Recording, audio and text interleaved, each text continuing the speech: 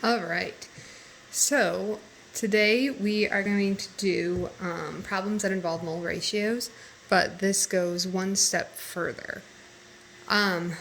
This time, the problem that I'm going to work through for you, I want you to use an example for the homework problem that I'm going to leave for today. So how many grams of potassium will form when 0.75 moles of aluminum reacts with KBr? So we need to look at the balanced equation, and according to the balanced equation, for every 3 moles of KBr, it'll react with 1 mole of aluminum to produce 1 mole of AlBr3 and 3 moles of K.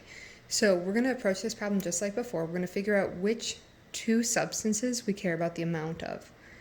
So how many grams of K will form? So that means I'm concerned about K, and it gives me an amount of aluminum. So I'm concerned about aluminum's amount and K's amount.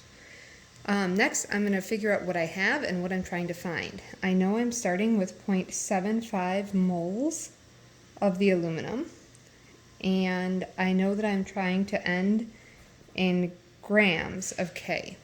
Now remember that in order to compare two substances in any chemical reaction, you have to compare them in moles. It has to be in the unit of moles. So we would like to compare Al and K. That ratio is 1 mole of Al is equal to 3 moles of K. It has to be the unit of moles.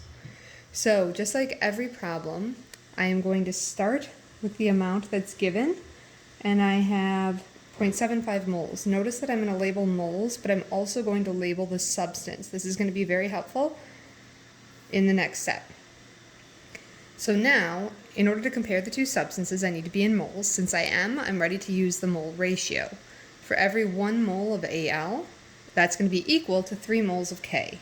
So 1 mole of Al is going to go on the bottom, and 3 moles of K on the top.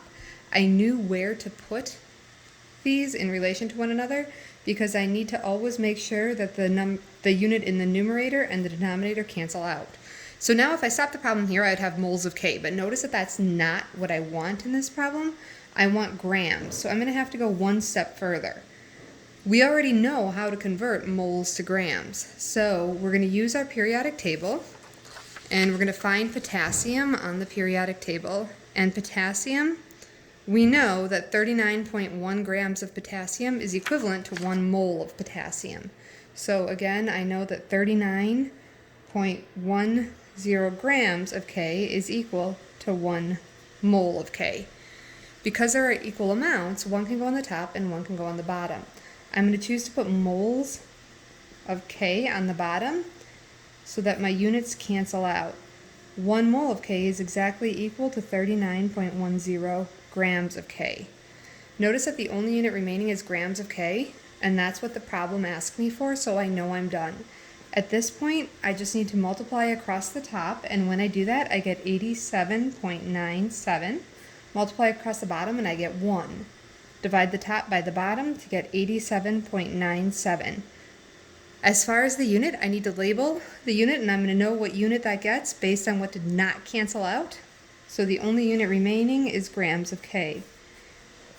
That's my final answer. This is the work that you need to show in order to get your final answer. A couple of things, don't forget what this number means. This means that if I were to start a reaction between aluminum and potassium bromide, and I started with 0.75 moles of aluminum, I would expect to produce 87.97 grams of K when I'm done.